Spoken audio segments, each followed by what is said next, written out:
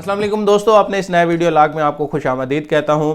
PDM के इस्तीफ़ों की धमकी के जवाब में हुकूमत की जानिब से एक पत्ता खेला गया है। गुज़श्ता रोज़ स्पीकर कौमी असम्बली की जानिब से मुस्लिम लीग नून के 2 रहनुमाओं को इस्तीफ़ों की तस्दीक के लिए तलब किया गया है। क्या ये हुकूमत का जो पत्ता है ये कितना कारगर साबित होगा, और अगर इन्हीं हल्का जात में ज़िमनी इंतखाबात हो जाते हैं तो कहीं हुकूमत को नाकआउट का सामना तो नहीं करना पड़ेगा।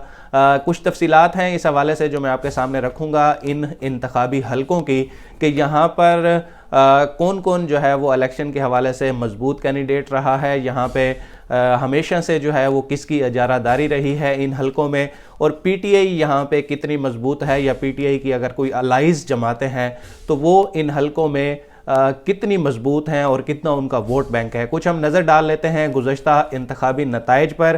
तो इस वक्त मेरे पास मौजूद हैं जो 2018 के इंतखाबी नताइज हैं। पहले हम बात कर लेते हैं NA-14 की, जिसमें मुस्लिम लीग नून के जो हैं मोहम्मद सज्जाद अवान MNA मुंतखब हुए थे और इनको 75,220 वोट मिले हैं।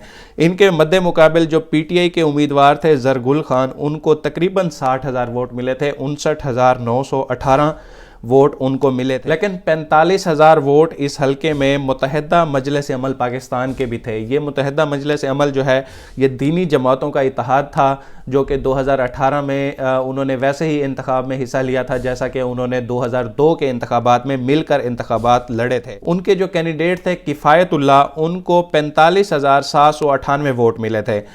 ये दीनी जमातों का जो इत्तेहाद है इसमें मेजर शेयर होल्डर जो है वो जमात इस्लामी और मौलाना फजल रहमान के जमात JUI फे हैं।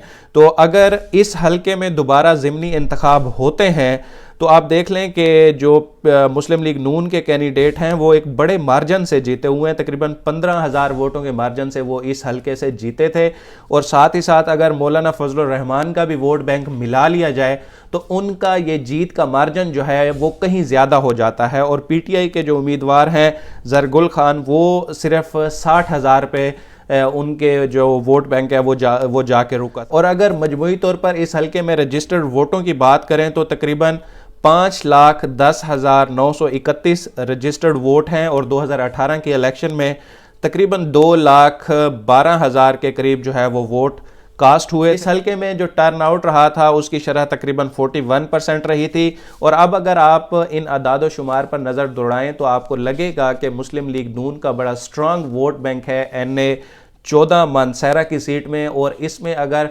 मजहबी जमातों के वोट भी शामिल कर लिए जाएं, ख़ास तौर पे मौलाना फजल रहमान की जो जमात है उनके वोट शामिल कर लिए जाएं, और पीडीएम अगर इसमें एक मुतफ़िका उम्मीदवार लेके इस हलके में ज़िमनी इंतखाबात के लिए सामने आती है तो यकीनन वो जो है वो एक लैंडस्लाइड विक्ट्री इस हलके में हासिल कर सकते हैं। पीडीएम को दलेराना मौक़िफ़ लेने की ज़रूरत है, और वो इन हलकों में ज़िमनी इंतखाबात के लिए जाकर हुकूमत को एक बड़ा सेटबैक जो है वो दे सकती है। अब हम बात कर लेते हैं NA-15 एबटाबाद की। ये हलका भी जो है वो तारीख़ी तौर पर मुस्लिम लीग नून का ही हलका है। यहाँ से साबिक़ वज़ीर आज़म नवाज शरीफ खुद इलेक्शन में हिस्सा ले चुके हैं, और इलेक्शन जीतने के बाद भी ये सीट उन्होंने अपने पास रखी थी, और जो लाहौर की नशिस्त थी वो उन्होंने गिव अप करके उसमें फिर इसहाक डार जो है उन्होंने ज़िमनी इलेक्शन में हिस्सा लिया था, और वो भी जो है इलेक्शन जीत कर मेंबर कौमी असम्बली बने थे। अब मैं आपको इस हलके के 2018 के जो इंतखाबी नताइज हैं उसके हवाले से थोड़ा बताता हूँ। पहले तो मैं आपको ये बता दूँ कि इस हलके में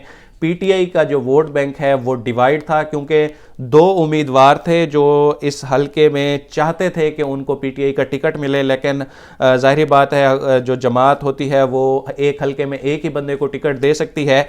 तो अली असगर खान को पीटीआई ने टिकट दी थी, और जो सरदार मोहम्मद याकूब हैं उनको पीटीआई की जानिब से टिकट नहीं दिया गया था। लेकिन इसके बावजूद जो सरदार याकूब हैं वो इंडिपेंडेंट कैंडिडेट के तौर पे सामने आए थे, और उन्होंने भी अच्छे खासे वोट लिए थे। तो इसकी तफसीलात कुछ यूँ हैं कि जो जीतने वाले कैंडिडेट हैं जिनको अब स्पीकर कौमी असम्बली ने इस्तीफ़े की तस्दीक के लिए तलब कर रखा है, मुर्तज़ा जावेद अब्बासी, ये 2013 में भी यहीं से ही मुस्लिम लीग नून के रुकन कौमी असम्बली मुंतखब हुए थे, और इनको डिप्टी स्पीकर कौमी असम्बली बनाया गया था। 2018 में यहाँ से इन्होंने तकरीबन 95,348 वोट लिए हैं, और पीटीआई की जानिब से जो कैंडिडेट थे अली असगर खान, उन्होंने भी अच्छे खासे वोट लिए हैं, तकरीबन 82,000 वोट उन्होंने लिए थे, 82,073 वोट लिए थे। और जो इंडिपेंडेंट कैंडिडेट थे सरदार मोहम्मद याकूब, उनको तकरीबन 30,325 वोट मिले थे। यानी कि ये हल्का जो है यहाँ पे पीटीआई टफ टाइम दे सकती है अगर वो अपने नाराज धड़ों को इकट्ठा कर ले, और जो छोटे छोटे ग्रुप्स हैं जैसे पीटीआई के अलाइज हैं, मजलिस वहदतुल मुस्लिमीन है या दीगर छोटी जो ये राह हक पार्टी है, इसका इन्होंने भी जो है 2-3 हज़ार 7,000 भी वोट लिए हुए हैं मजलिस वहदतुल मुस्लिमीन वालों ने। तो ये भी पीटीआई के अगर खाते में डाल दिया जाए तो इस हलके में जो है वो पीटीआई टफ टाइम दे सकती है NA 15 एबटाबाद में। ये जो 2 हलके हैं, अगर इसमें ये वाकई प्रोसीडिंग इस तरह से चलती हैं और अगले 7 दिन में जो है वो इन दोनों कैंडिडेट्स की जानिब से स्पीकर के पास कोई जवाब जमा नहीं कराया जाता और मामला ज़िमनी इंतखाब की जानिब जाते हैं, तो सूरत हाल मज़ीद दिलचस्प हो सकती है। ये कुछ अदाद शुमार थे जो मैंने आपके सामने रखे हैं, और इनसे तो यही लग रहा है कि अगर पीडीएम की जमातें जो हैं वो मिलकर इन हलकों में इलेक्शन लड़ें तो वो हुकूमत को ना सिर्फ टफ टाइम दे सकती है बल्कि एक बड़े अपसेट का सामना हो सकता है हुकूमत को। मज़ीद भी इंतखाबी जो तफसीलात होंगी वो हम आपके सामने रखेंगे। Thank you so much.